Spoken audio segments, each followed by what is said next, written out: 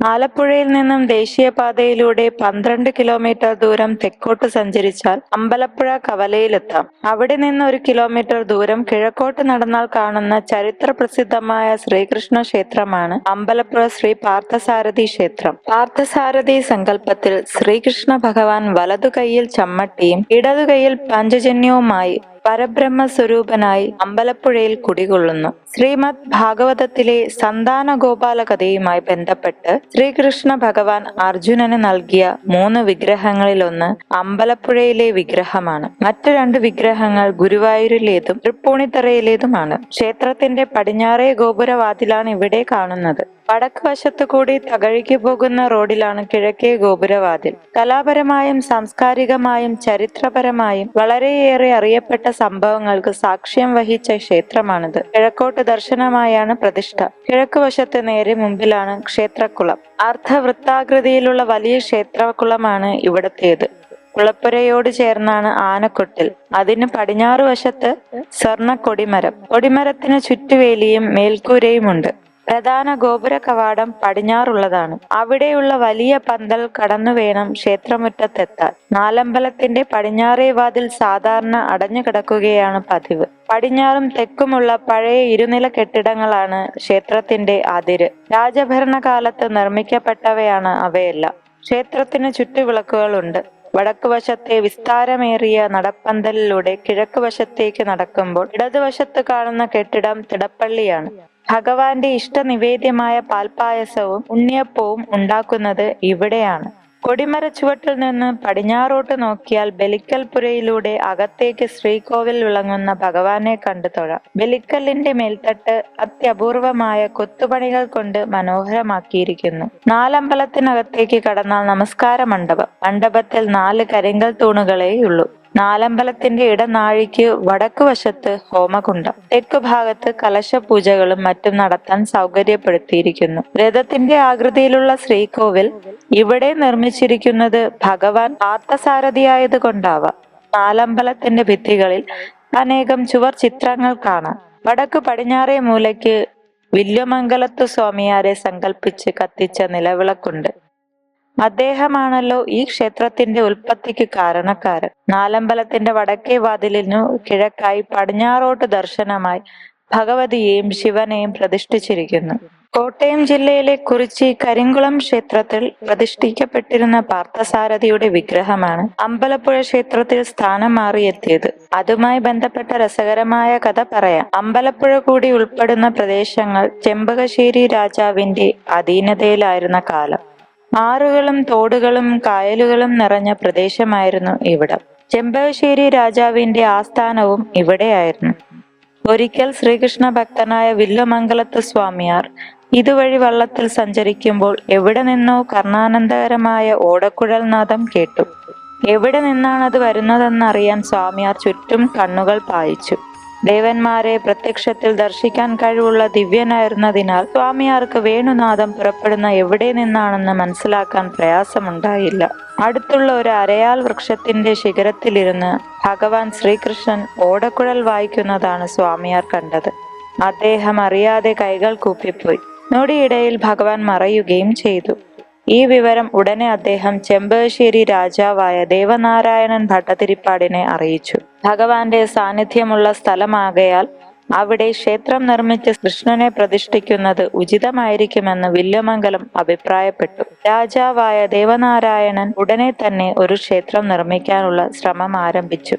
അധികം വൈകാതെ വിധിപ്രകാരം ക്ഷേത്ര നിർമ്മാണം പൂർത്തിയാക്കി. പ്രതിഷ്ഠാ ദിനവും മുഹൂർത്തവും നിശ്ചയിച്ചു. ചെമ്പകശ്ശേരി രാജാവിന്റെ മൂലകുടുംബം കോട്ടയം ജില്ലയിലെ കുടമാളൂർ ചെമ്പകശ്ശേരി മനയായിരുന്നു.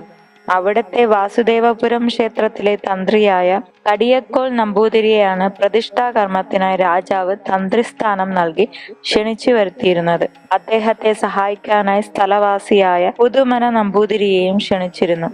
പ്രതിഷ്ഠിക്കാനുള്ള ശ്രീകൃഷ്ണ വിഗ്രഹവും അവിടെ തയ്യാറാക്കി വെച്ചിരുന്നു. തന്ത്രിയുടെ പ്രഥമ പൂജാ ചടങ്ങുകൾ അവസാനിച്ചപ്പോൾ അവിടെ ഇരിക്കുന്ന വിഗ്രഹം പ്രതിഷ്ഠയ്ക്ക് യോജിച്ചതല്ലെന്ന് പുതുമന നമ്പൂതിരി അഭിപ്രായപ്പെട്ടു. രാജാവും വില്വമംഗലം ഉൾപ്പെടെയുള്ളവർ അത് കേട്ട് അമ്പരന്നു. തന്ത്രിയായ കടിയക്കോൽ നമ്പൂതിരിക്ക് പുതുമന നമ്പൂതിരിയുടെ പ്രസ്താവന തീരെ ഇഷ്ടപ്പെട്ടില്ല. വിഗ്രഹം അനുയോജ്യം തന്നെയെന്നും അതിന് യാതൊരു തകരാറുമില്ലെന്നും തന്ത്രി വാദിച്ചു. നമ്പൂതിരിമാർ തമ്മിൽ തർക്കം മൂത്തു. വിഗ്രഹം പ്രതിഷ്ഠായോഗ്യമല്ലെന്ന് തെളിയിച്ചാൽ ക്ഷേത്രത്തിൽ തനിക്കുള്ള താന്ത്രികാധികാരത്തിൽ പകുതി പുതുമന നമ്പൂതിരിക്ക് നൽകിയേക്കാമെന്ന് കടിയക്കോൽ നമ്പൂതിരി വാശിയോടെ വിളിച്ചു പറഞ്ഞു. ഉടനെ പുതുമന നമ്പൂതിരി കയ്യിൽ കിട്ടിയ ഒരു പൂജാപാത്രമെടുത്ത് കൃഷ്ണവിഗ്രഹത്തിൽ വയറ്റിൽ ഒരു തട്ടുകൊടുത്തു.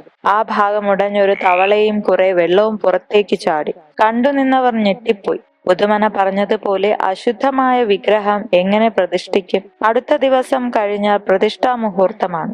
അത് തെറ്റിപ്പോയാൽ ആപത്താണെന്നോർത്ത് രാജാവ് വിഷാദമഗ്നനായി. അപ്പോൾ വില്വമംഗലമാണ് ഒരു പോംവഴി നിർദ്ദേശിച്ചത്. ലക്ഷണയുക്തമായ ഒരു വിഗ്രഹം കുറിച്ചിയിലെ കരിങ്കുളം ക്ഷേത്രത്തിൽ വച്ച് പൂജിക്കുന്നുണ്ട്. അത് ശ്രീകൃഷ്ണൻ അർജുനന് സമ്മാനിച്ച 3 വിഗ്രഹങ്ങളിൽ ഒന്നാണ്. ലക്ഷണമൊത്ത ആ വിഗ്രഹം കിട്ടിയാൽ നിശ്ചയിച്ച മുഹൂർത്തത്തിൽ തന്നെ പ്രതിഷ്ഠ നടത്താം. അതുകൂടി കേട്ടപ്പോൾ രാജാവിന്റെ ദുഃഖം ഇരട്ടിക്കുകയാണ് ചെയ്തത്. കാരണം കരിങ്കുളം ക്ഷേത്രം വടക്കങ്കൂർ രാജാവിന്റെ അധീനതയിലുള്ള സ്ഥലമായിരുന്നു. ഇരു രാജാക്കന്മാരും ബദ്ധശത്രുക്കളായതിനാൽ വിഗ്രഹം വിട്ടുകിട്ടുകയില്ലെന്ന് രാജാവിന് ഉറപ്പായിരുന്നു. ആ വിവരം ഗ്രഹിച്ച ചെമ്പകശ്ശേരി രാജാവിന്റെ മന്ത്രി പാറയിൽ മേനോൻ രാജാവിനെ സമീപിച്ചു. രാജാവ് അനുവദിച്ചാൽ വിഗ്രഹവുമായി എത്രയും വേഗം താൻ മടങ്ങിയെത്താമെന്ന് ബുദ്ധിശാലിയായ മേനോൻ പറഞ്ഞു. വിഗ്രഹം ശത്രുരാജ്യത്തായതുകൊണ്ട് പ്രതീക്ഷ നശിച്ച രാജാവ് മൗനം പാലിച്ചതേയുള്ളൂ. രാജാവിന്റെ മൗനാനുവാദത്തോടെ ചില അനുയായികളെയും കൂട്ടി ഒരു വഞ്ചിയിൽ കയറി യാത്രയായി. സന്ധ്യയോടെ അവർ കരിങ്കുളത്തെത്തി. ക്ഷേത്രത്തിലെ ഊരാൺമക്കാരനായ വലിയ മഠത്തിൽ പണിക്കരെ മേനോൻ സന്ധിച്ച് വിവരങ്ങൾ അറിയിച്ചു. ക്ഷേത്രത്തിലെ വിഗ്രഹം ഏതു വിധത്തിലെങ്കിലും തങ്ങൾക്ക് കൈമാറണമെന്നും പണിക്കർക്ക് സുരക്ഷിത സ്ഥാനം ചെമ്പകശ്ശേരി രാജാവ് കൽപ്പിച്ചു നൽകുമെന്നും മേനോൻ തന്ത്രപരമായി അറിയിച്ചു. പണിക്കർ വഴങ്ങി. അത്താഴപൂജയ്ക്ക് ശേഷം നടയടച്ച് എല്ലാവരും പോയ തക്കത്തിന് പണിക്കരുടെ സഹായത്തോടെ കരിങ്കുളം ക്ഷേത്രത്തിലെ വിഗ്രഹം ഇളക്കിയെടുത്ത് പട്ടിൽ പൊതിഞ്ഞെടുത്തുകൊണ്ട് പാറയിൽ മേനോനും അനുചരന്മാരും വഞ്ചിയിൽ കയറി. ചമ്പംകുളത്തെത്തിയപ്പോൾ പ്രഭാതമായതിനാൽ വിഗ്രഹവുമായി യാത്ര തുടരാൻ മേനോൻ മടിച്ചു. അവിടെ ഒരു ഗൃഹത്തിൽ രഹസ്യമായി വിഗ്രഹം ഇറക്കി വെച്ച് പൂജകൾ നടത്തി നിവേദ്യം സമർപ്പിച്ചു. മേനോൻ ആൾക്കാരെ അയച്ച് രാജാവിനെ വിവരമറിയിച്ചു. സന്തുഷ്ടനായ രാജാവ് കൂടുതൽ ആൾക്കാരെ വഞ്ചിയിൽ കയറ്റി ചമ്പംകുളത്തേക്ക് അയച്ചു.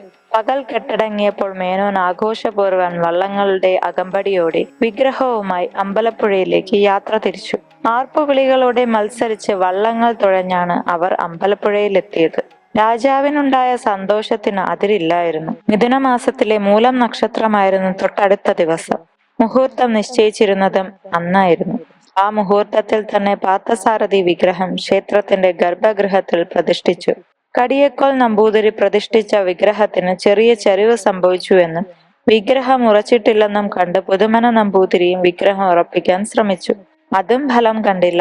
ഈ സമയത്ത് മുഷിഞ്ഞ വസ്ത്രങ്ങൾ ധരിച്ച പ്രാകൃതനായ ഒരു മനുഷ്യൻ ശ്രീകോവിലിനുള്ളിലേക്ക് ഓടിക്കയറുന്നത് രാജാവ് ഉൾപ്പെടെ എല്ലാവരും കണ്ടു. അദ്ദേഹം വായിലെ വെറ്റിലത്തമ്പലം വിഗ്രഹത്തിന്റെ പീഠത്തിൽ തുപ്പിയിട്ട് അതിന്മേൽ വിഗ്രഹം അമർത്തിപ്പിടിച്ചു. അപ്പോൾ വിഗ്രഹം നന്നായി ഉറച്ചു അത്രേ. ആ കർമ്മം നിർവഹിച്ചത് നാറാണത്ത് ഭ്രാന്തനായിരുന്നു എന്നും തൽക്ഷണം അദ്ദേഹം അപ്രത്യക്ഷനായെന്നും ഐതിഹ്യമുണ്ട്.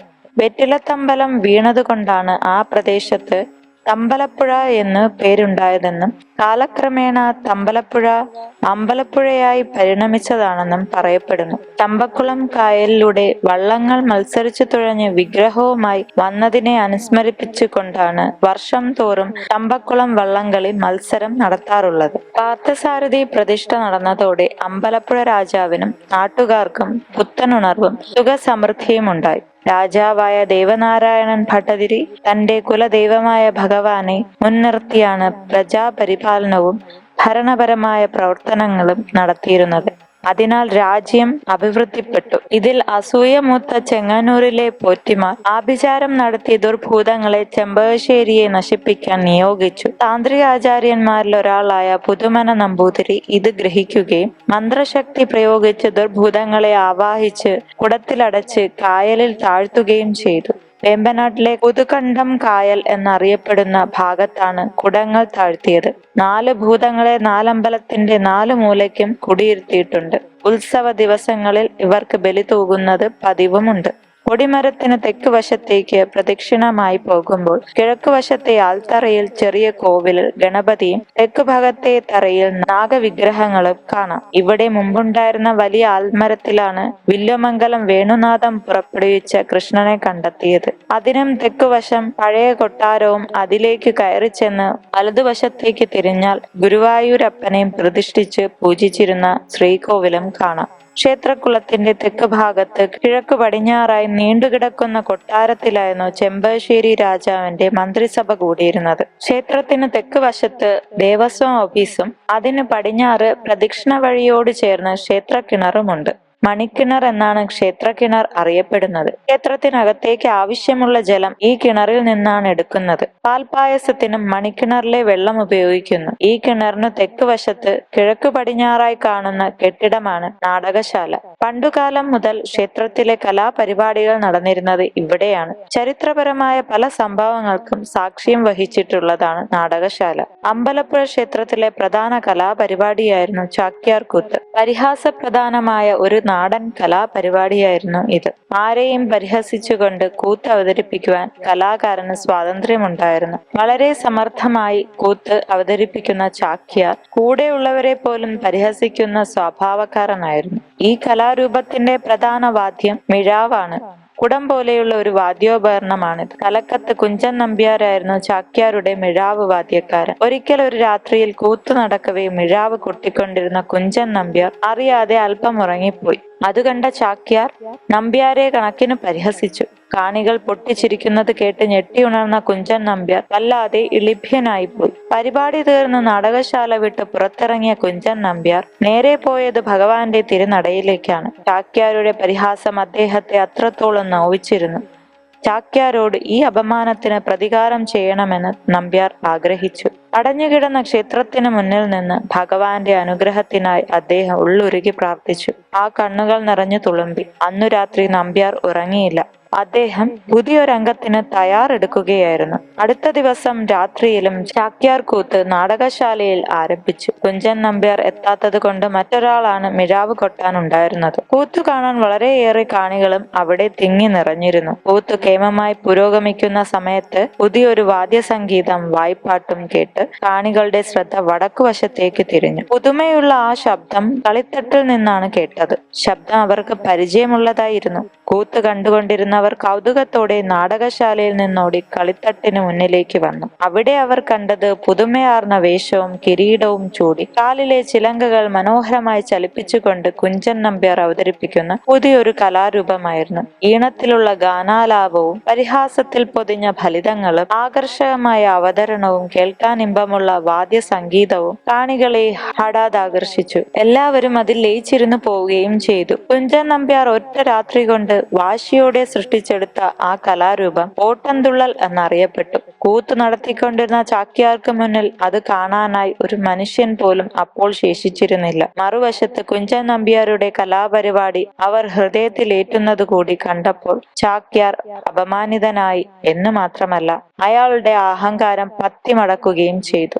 അന്നു മുതൽ ഓട്ടംതുള്ളൽ അമ്പലപ്പുഴയിലെ അതിപ്രശസ്തമായ ഒരു കലാരൂപമായി വളർന്നു. തുള്ളൽ പ്രസ്ഥാനത്തിന്റെ ഉപജ്ഞാതാവായ കുഞ്ചൻ നമ്പ്യാരെ രാജാവ് മുക്തകണ്ഠം പ്രശംസിക്കുകയും ഉചിതമായ സമ്മാനം നൽകി ആദരിക്കുകയും ചെയ്തു. രാജാവിനെ സ്തുതിച്ചുകൊണ്ടും ഭഗവാനെ സ്തുതിച്ചുകൊണ്ടും അദ്ദേഹം പാടിയത് അമ്പലപ്പുഴക്കാർക്ക് ഒരു കാലവും മറക്കാനാവില്ല. അമ്പലപ്പുഴ ക്ഷേത്രത്തിന്റെ പ്രശസ്തി നാടൊട്ടുക്ക പരക്കാൻ നല്ലൊരു പങ്ക് വഹിച്ചത് ക്ഷേത്രത്തിലെ പ്രധാന നിവേദ്യമായ പാൽപായസമാണ്. മറ്റൊരിടത്തും ഇത്ര സ്വാദിഷ്ടമായ പാൽപായസം ഉണ്ടാക്കാൻ കഴിഞ്ഞിട്ടില്ല. ഇവിടെ പാൽപായസം വഴിപാടുണ്ടായത് അവിചാരിതമായുണ്ടായ ഒരു സംഭവം മൂലമാണ്. ഭഗവാന്റെ താല്പര്യവും ഇതിനു പിന്നിലുണ്ടായിരുന്നുവെന്ന് വേണം അനുമാനിക്കാൻ. ഒരിക്കൽ കഠിനമായ വരൾച്ച മൂലം കൃഷിയാകെ നശിച്ചു. രാജഭണ്ഡാരവും വല്ലാതെ ശോഷിച്ചു. ക്ഷേത്രത്തിലെ നിത്യ ചെലവുകൾക്ക് പോലും ബുദ്ധിമുട്ടുന്ന അവസ്ഥയായി. നെൽകൃഷി നശിച്ചതിനാൽ ക്ഷേത്രത്തിലെ ആവശ്യത്തിന് നെല്ലിന്റെ ദൗർലഭ്യം അനുഭവപ്പെട്ടു. തലവടിയിലെ പട്ടമന ഇല്ലത്തെ ധനികനായ ഒരു ബ്രാഹ്മണന്റെ പക്കൽ വൻ നെല്ല് ശേഖരമുണ്ടെന്നറിഞ്ഞ് രാജാവ് അദ്ദേഹത്തിൽ നിന്നും കുറേയധികം നെല്ല് കടം വാങ്ങി. പലിശ സഹിതം നെല്ല് മടക്കി കൊടുക്കാൻ ഒരു തീയതിയും നിശ്ചയിച്ചുറപ്പിച്ചു. കൃഷി മെച്ചപ്പെട്ടിട്ടില്ലാത്ത കാരണത്താൽ പറഞ്ഞ അവധിക്ക് നെല്ല് മടക്കി കൊടുക്കാൻ രാജാവിന് കഴിയാതെ പോയി. ബ്രാഹ്മണനും തിടുക്കമായി. അയാൾ പലിശയുൾപ്പെടെ 10,000 പറ നെല്ല് കിട്ടണമെന്ന് കണക്കുണ്ടാക്കി. ഒരു ദിവസം ചെമ്പകശ്ശേരി രാജാവ് രാവിലെ ക്ഷേത്ര ദർശനത്തിനെത്തിയപ്പോൾ നെല്ല് കടം കൊടുത്ത ബ്രാഹ്മണൻ കൂസലില്ലാതെ അദ്ദേഹത്തിന് മുമ്പിലെത്തി. ഭഗവാന്റെ തിരുനടയിൽ വെച്ച് ഞാൻ പറയുകയാണ്, എന്റെ നെല്ലും അതിന്റെ പലിശയും ചേർത്ത് 10,000 പറ നെല്ല് മടക്കിത്തരാതെ അവിടുന്ന് നീതിമാനാണെങ്കിൽ ദർശനം നടത്താൻ അകത്തേക്ക് എഴുന്നള്ളരുത്. ഇതിൽ പരം ഒരു അപമാനം രാജാവിനുണ്ടാകാനില്ല. സത്യസന്ധത പാലിക്കേണ്ട രാജാവ് കടം വീട്ടാതെ ക്ഷേത്ര ദർശനം നടത്തുന്നത് അധർമ്മമായി വ്യാഖ്യാനിക്കപ്പെട്ടാലോ എന്ന് ഭയന്ന് വിഷാദത്തോടെ ദർശനം മുടക്കി അദ്ദേഹം കൊട്ടാരത്തിലേക്ക് മടങ്ങി. വിവരമറിഞ്ഞ അദ്ദേഹത്തിന്റെ മന്ത്രിയായ പാറയിൽ മേനോൻ മനസ്സിൽ ഒരു പദ്ധതിക്ക് രൂപം നൽകി. അദ്ദേഹം രാജ്യത്താകെ ഒരു വിളംബരം നടത്തി. എല്ലാ ജനങ്ങളും തങ്ങളാൽ കഴിവുള്ളത്ര നെല്ല് അടുത്ത ദിവസം രാവിലെ ക്ഷേത്രത്തിൽ കൊണ്ടുവന്ന് സമർപ്പിക്കണം എന്നായിരുന്നു വിളംബരം. രാജഭക്തിയും ദൈവഭക്തിയും ഉള്ളവരായിരുന്നു അന്നത്തെ ജനങ്ങൾ. എല്ലാവരും അവരവരുടെ കഴിവിനനുസരിച്ച് 1, 2, 10 ചാക്ക് നെല്ലുമായി അമ്പലപ്പുഴ ക്ഷേത്രത്തിലെത്തി തിരുമുറ്റത്ത് പ്രത്യേകം സജ്ജീകരിച്ച സ്ഥലത്ത് കൂന കൂട്ടാൻ തുടങ്ങി. ഏതാനും മണിക്കൂർ കഴിഞ്ഞപ്പോഴേക്കും പ്രതീക്ഷിച്ചതിലധികവും നെല്ല് അവിടെ കൂന കൂട്ടി കഴിഞ്ഞിരുന്നു. രാജാവും ബ്രാഹ്മണനും മന്ത്രിയും കരപ്രമാണിമാരും അവിടെ എത്തിയിരുന്നു. ഈ സമയത്ത് പാറയിൽ മേനോൻ ബ്രാഹ്മണനെ നോക്കി പറഞ്ഞു, അങ്ങേക്ക് പലിശ ഉൾപ്പെടെ 10,000 പറ നെല്ല് കിട്ടാനുണ്ടെന്നല്ലേ പറഞ്ഞത്? വേഗം നെല്ല് അളന്നു മാറ്റിക്കൊള്ളുക. നെല്ല് ഇവിടെ നിന്ന് മാറ്റിയിട്ട് ഉച്ചശീവേലി നടത്താൻ സാധിക്കും. അത് മുടക്കിയാൽ ഭഗവാൻ പൊറുക്കില്ല. അതിന്റെ ഉത്തരവാദിത്വം അങ്ങേക്ക് മാത്രമായിരിക്കും. കൊടുത്തതിൽ ഇരട്ടി നെല്ല് സ്വന്തമായെന്നറിഞ്ഞ് സന്തോഷിച്ച ബ്രാഹ്മണൻ ഉടനെ കൂലിക്ക് പണിക്കാരെ വിളിച്ചു. ക്ഷേത്രത്തിലും പുറത്തുമൊക്കെ ധാരാളം കൂലിപ്പണിക്കാരുണ്ടായിട്ടും അവരൊക്കെ വെറുതെ നിൽക്കുകയായിരുന്നിട്ടും ബ്രാഹ്മണന്റെ പണിക്ക് പോകാൻ തയ്യാറായില്ല. രാജാവിനെ അപമാനിച്ച ബ്രാഹ്മണനെ അവർക്ക് വെറുപ്പായി പോയതാണ് കാരണം. ഉച്ചപൂജയ്ക്ക് സമയമാകുന്നു എന്ന് മന്ത്രി വീണ്ടും വിളിച്ചു പറഞ്ഞതോടെ ബ്രാഹ്മണന് പരിഭ്രമമായി. ഇരട്ടി കൂലി കൊടുക്കാമെന്ന് പറഞ്ഞിട്ടും ആ ജോലി ഏറ്റെടുക്കാൻ ആരും മുന്നോട്ട് വന്നില്ല. ഭഗവാന്റെ കോപം ഭയന്ന് ബ്രാഹ്മണൻ ഒരു ഉറച്ച തീരുമാനമെടുത്തു. കൂന കൂട്ടിയിരുന്ന നെല്ലിൽ നിന്നും 2 കൈകൊണ്ടും ഓരോ പിടി വാരി ക്ഷേത്രനടയിൽ നിന്നുകൊണ്ട് ഭക്തിപൂർവം ഭഗവാന്റെ നേരെ നീട്ടി ആ ബ്രാഹ്മണൻ ഇങ്ങനെ ഉറക്കെ പ്രഖ്യാപിച്ചു, ഭഗവാനെ കൃഷ്ണ, എന്നോട് പൊറുക്കണം. ഈ നെല്ല് മുഴുവൻ ഞാൻ അങ്ങേക്കു സമർപ്പിക്കുന്നു. ഇതും ഇതിന്റെ പലിശയും കൊണ്ട് ഈ ക്ഷേത്രം നിലനിൽക്കുവോളം കാലം ഭഗവാന് പഞ്ചസാരയും പാലും കൊണ്ട് പാൽപായസമുണ്ടാക്കി നിവേദിക്കാൻ ഇടയാകട്ടെ എന്ന് ഞാൻ പ്രാർത്ഥിക്കുന്നു. അമ്പലപ്പുഴ പാർത്ഥസാരഥിക്ക് മുമ്പിൽ ആ ബ്രാഹ്മണൻ നടത്തിയ ആത്മസമർപ്പണമാണ് ലോകം മുഴുവൻ പ്രശസ്തി ആർജിച്ച അമ്പലപ്പുഴ പാൽപായസത്തിന്റെ തുടക്കം കുറിച്ചത്. നെല്ല് മുഴുവൻ ക്ഷേത്രത്തിലേക്ക് ഏറ്റെടുക്കുകയും ദിവസവും പാൽപായസം ഉണ്ടാക്കി ഭഗവാന് നിവേദിക്കാൻ തുടങ്ങുകയും ചെയ്തു. ഭഗവാന്റെ അനുഗ്രഹവും അതിനുണ്ടായി എന്ന് വേണം കരുതാൻ. മാർത്താണ്ഡവർമ്മ മഹാരാജാവ് കായംകുളവും അതിന് വടക്കോട്ടുള്ള രാജ്യങ്ങളും ആക്രമിച്ച് പിടിച്ചടക്കിയ കൂട്ടത്തിൽ ചെമ്പകശ്ശേരി രാജ്യവും അദ്ദേഹത്തിന്റെ നിയന്ത്രണത്തിലായി. തികഞ്ഞ കൃഷ്ണഭക്തനായിരുന്ന മഹാരാജാവ് ക്ഷേത്രദർശനം നടത്താൻ മറന്നില്ല. പ്രചാരം നേടിയ പാൽപായസം രുചിക്കാനും അദ്ദേഹം താല്പര്യം കാണിച്ചു. പാൽപായസത്തിന്റെ വൈശിഷ്ട്യം മനസ്സിലാക്കിയ മഹാരാജാവ് തിരുവനന്തപുരത്തെ പത്മനാഭസ്വാമി ക്ഷേത്രത്തിലും ഇതുപോലെ പാൽപായസ നിവേദ്യം ഉണ്ടാക്കണമെന്ന് തീരുമാനിച്ചു. അതിനായി അമ്പലപ്പുഴ ക്ഷേത്രത്തിൽ നിന്നും പരിചയസമ്പന്നരായ പാചകക്കാരെയും കൊണ്ടുപോയി. അവിടെയും അതേപോലെ പാൽപായസം ഉണ്ടാക്കിയെങ്കിലും അമ്പലപ്പുഴ പാൽപായസത്തിന്റെ ഗുണവും മേന്മയും സ്വാദും ലഭിച്ചില്ല. അമ്പലപ്പുഴ ക്ഷേത്രത്തിൽ ഉണ്ടാക്കുന്ന പാൽപായസത്തിന് ചെമ്പകപ്പൂവിന്റെ നിറമാണുള്ളത്. സുഗന്ധം നറുനെയ്യുടേത്. മറ്റെവിടെയും ഉണ്ടാക്കിയാലും ഇതുപോലെ രുചികരമാകാറില്ലെന്നുള്ളത് ഒരു അത്ഭുത സത്യമായി അവശേഷിക്കുന്നു. അരിയും പാലും പഞ്ചസാരയും മാത്രമാണ് പായസത്തിന് കൂട്ട്. 6 മണിക്കൂറിലധികം സമയമെടുത്തുണ്ടാക്കുന്നതാണ് അമ്പലപ്പുഴ പാൽപായസം. രാവിലെ 5 മണിയോടെ പാൽപായസത്തിന് ആവശ്യമായ വെള്ളം വാർപ്പിലൊഴിച്ച് തിളപ്പിക്കുന്നു. ഈ വെള്ളം മണിക്കിണറ്റിലെ വെള്ളവും തിടപ്പള്ളിക്ക് ചേർന്ന് കിടക്കുന്ന കിണറ്റിലെ വെള്ളവും സമാസമം എടുത്തതാണ്. 6 മണിയാകുമ്പോൾ പശുവിൻ പാൽ ഒഴിക്കുന്നു. 4 ലിറ്റർ വെള്ളത്തിന് 1 ലിറ്റർ പാൽ എന്ന കണക്കിനാണ് ഒഴിക്കുന്നത്. പാലും വെള്ളവും വറ്റി 1/10 അരിയിടും. പാലും വെള്ളവും അരിയും തിളച്ചു കഴിയുമ്പോൾ പാചകക്കാരൻ വാസുദേവ എന്ന് വിളിക്കുമ്പോൾ ദേവസ്വം ഓഫീസിൽ നിന്നും പായസത്തിൽ ചേർക്കാനുള്ള പഞ്ചസാര കൊണ്ടുവരണം. എന്നതാണ് ആചാരം. കഷായത്തിൽ എന്ന പോലെ ധാരാളം വെള്ളം ചേർത്തുണ്ടാക്കുന്ന പായസമായത് കൊണ്ടാകാം ഇതിന് ഗോപാല കഷായം എന്ന പേരുണ്ട്. ഉച്ചപൂജയ്ക്ക് നിവേദിക്കുന്നതിനായി പാൽപായസം വടക്കേ തിടപ്പള്ളിയിൽ നിന്നും നാലമ്പലത്തിൽ എഴുന്നള്ളിക്കുന്ന കാഴ്ചയാണ് ഇത്. എല്ലാ ദിവസവും 33 ഇടങ്ങഴി പായസം ഉണ്ടാക്കണമെന്നാണ് ആചാരം. അതിൽ കുറയാൻ പാടില്ല. ഏകദേശം 42 ലിറ്റർ പാൽപായസം വരും. ഭക്തജനങ്ങൾക്ക് പാൽപായസം ലഭിക്കുന്നതിന് ഒരാഴ്ച മുമ്പ് ദേവസ്വം കൗണ്ടറിൽ നേരിട്ട് വന്ന് ബുക്ക് ചെയ്യുകയോ അതാത് ദിവസം ക്യൂയിൽ നിന്ന് കൈപ്പറ്റുകയോ ചെയ്യാം. അത് ആ ദിവസത്തെ തിരക്കനുസരിച്ചിരിക്കും. അപ്പോൾ പരമാവധി 1 ലിറ്റർ മാത്രമേ ലഭിക്കുകയുള്ളൂ. 1 ലിറ്ററിന് 160 രൂപയും 1/2 ലിറ്ററിന് 80 രൂപയും എന്ന കണക്കിനാണ് പാൽപായസം ലഭിക്കുന്നത്. ഉച്ചപൂജയ്ക്ക് ശേഷം മാത്രമാണ് നിത്യവും പാൽപായസം ക്ഷേത്രത്തിൽ നിന്നും വിതരണം ചെയ്യുന്നത്. അത് ഏകദേശം ഉച്ചയ്ക്ക് 12:30 കഴിഞ്ഞായിരിക്കും. അമ്പലപ്പുഴ പാൽപായസം രുചിച്ചിട്ടുള്ളവരുടെ നാവിൻ തുമ്പിൽ എന്നും അതിന്റെ സ്വാദ് മായാതെ നിൽക്കുന്നെങ്കിൽ അത് പായസ നിർമ്മാണ വൈശിഷ്ട്യം കൊണ്ട് മാത്രമല്ല, ഭഗവാന്റെ അനുഗ്രഹം കൊണ്ടുകൂടിയാണ്. ഗുരുവായൂർ ശ്രീകൃഷ്ണ ഭഗവാനും അമ്പലപ്പുഴ പാൽപായസ നിവേദ്യം വളരെ ഇഷ്ടമാണെന്ന് പറഞ്ഞു കേട്ടിട്ടുണ്ട്. ക്രിസ്തുവർഷം 1783 ടിപ്പു സുൽത്താൻ മൈസൂർ ആക്രമിച്ച് കീഴടക്കിയിട്ട് വടക്കൻ കേരളത്തിലേക്ക് ആക്രമണം വ്യാപിപ്പിച്ചു. ആക്രമണത്തിനിടയിൽ ക്ഷേത്രങ്ങൾ തകർക്കുകയും കൊള്ളയടിക്കുകയും ചെയ്തതിനാൽ ഗുരുവായൂർ ക്ഷേത്രത്തിലെ ഊരാൺമക്കാർ പരിഭ്രാന്തരായി. ദിവ്യമായ വിഗ്രഹത്തിന് നാശം സംഭവിക്കാതിരിക്കാൻ അതിളക്കിയെടുത്ത് അമ്പലപ്പുഴ ക്ഷേത്രത്തിൽ എത്തിച്ചു. രാജകൽപ്പന പ്രകാരം ക്ഷേത്രത്തിന് തെക്കുവശത്തെ കെട്ടിടത്തിന്റെ പടിഞ്ഞാറ് ഭാഗത്തുള്ള തെക്കേ മഠത്തിൽ വേഗത്തിൽ ഒരു ശ്രീകോവിൽ പണിഞ്ഞ് ഗുരുവായൂരപ്പന്റെ വിഗ്രഹം അവിടെ പ്രതിഷ്ഠിച്ച് പൂജകൾ നടത്തിക്കൊണ്ടിരുന്നു. പാർത്ഥസാരഥിക്ക് നിവേദിക്കുന്ന പാൽപായസം ഇവിടെ ഗുരുവായൂരപ്പനും നിവേദ്യമാക്കി. അത് രുചിച്ച ഭഗവാൻ അമ്പലപ്പുഴ പാൽപായസം വളരെ ഇഷ്ടമായത്രേ. 18 വർഷക്കാലമാണ് ഗുരുവായൂരപ്പന്റെ വിഗ്രഹം അമ്പലപ്പുഴയിൽ ഇരുന്നത്. ടിപ്പുവിന്റെ പടയോട്ടം അമ്പലപ്പുഴയ്ക്ക് വടക്കുവശം വരെ എത്തി. അതിനാൽ ഗുരുവായൂരപ്പന്റെ വിഗ്രഹം ഇവിടെ നിന്ന് മാറ്റി മാവേലിക്കരയിലേക്ക് കൊണ്ടുപോയി. അവിടെ ഒരു മഠത്തിൽ വെച്ച് പൂജിച്ചുവെന്നും പറയപ്പെടുന്നു. ടിപ്പു മുന്നേറാൻ അമ്പലപ്പുഴ പാർത്ഥസാരഥി അനുവദിച്ചില്ലെന്നാണ് വിശ്വാസം. കാലവർഷം മൂലം വടക്കേ പുഴയിൽ ക്രമത്തിലേറെ വെള്ളം പെരുകി. ടിപ്പുവിന്റെ സൈന്യത്തിന് മറുകര കടക്കാൻ കഴിയാതെ വന്നു. അവർ അവിടെ കാത്തു നിൽക്കാൻ തുടങ്ങിയപ്പോൾ ഒരു കടന്തൽ കൂട്ടം സൈന്യത്തെ ആക്രമിച്ചു പരിക്കേൽപ്പിച്ചു. അതിനാൽ ടിപ്പുവും സൈന്യവും ജീവനും കൊണ്ട് പിന്തിരിഞ്ഞോടി. ടിപ്പുവിന്റെ പടയോട്ടം അവസാനിച്ചത് ഇങ്ങനെയാണ്. ഗുരുവായൂരപ്പന്റെ വിഗ്രഹം കൊണ്ടുപോയ ശേഷം ശ്രീകൃഷ്ണന്റെ ഒരു ചിത്രം ഈ ശ്രീകോവിലിൽ വെച്ച് പൂജിക്കുകയാണ് ചെയ്യുന്നത്. ഗുരുവായൂരപ്പന്റെ വിഗ്രഹം തിരികെ കൊണ്ടുപോയി ഗുരുവായൂർ ക്ഷേത്രത്തിൽ പുനഃപ്രതിഷ്ഠ നടത്തിയിട്ടും പാൽപായസത്തിന്റെ പങ്കിനായി കൃഷ്ണ ഭഗവാൻ അമ്പലപ്പുഴയിലെ ഉച്ചനിവേദ്യ സമയത്ത് എത്തിച്ചേരാറുണ്ടെന്നുള്ളതിന് ചില അനുഭവങ്ങൾ ഉണ്ടായിട്ടുണ്ടെന്ന് പറഞ്ഞു കേൾക്കുന്നു. അതുകൊണ്ട് തന്നെയാണ് ഗുരുവായൂര് ഉച്ചപൂജ കഴിഞ്ഞ് നടയടയ്ക്കുന്നത്.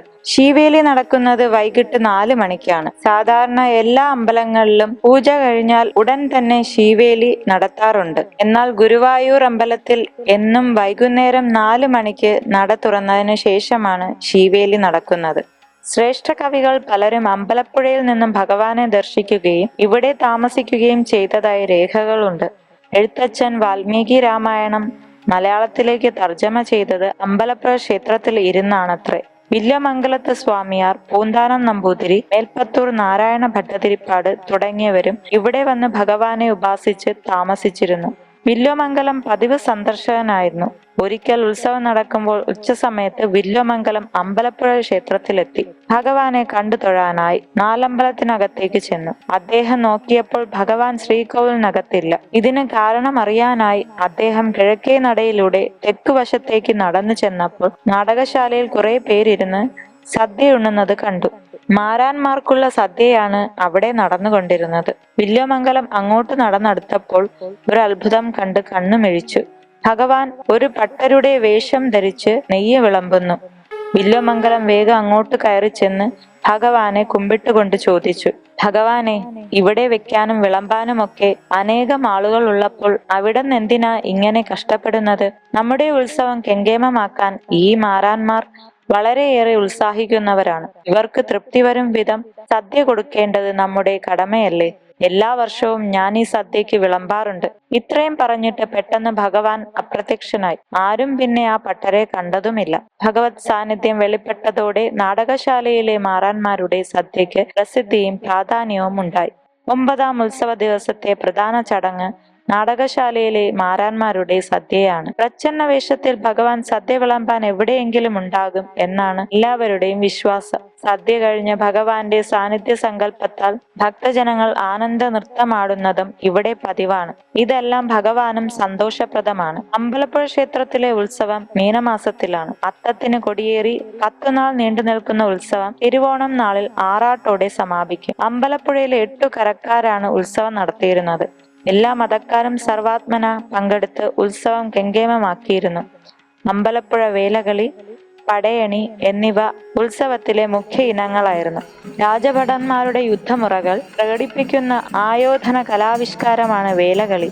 ചിങ്ങമാസത്തിലെ അഷ്ടമി രോഹിണി മഹോത്സവവും ഇവിടെ ഗംഭീരമായി ആഘോഷിക്കുന്നു. ചെമ്പകശ്ശേരി രാജാവ് കളഭം എന്നൊരു ചടങ്ങ് വർഷം തോറും ക്ഷേത്രത്തിൽ നടത്തിയിരുന്നു.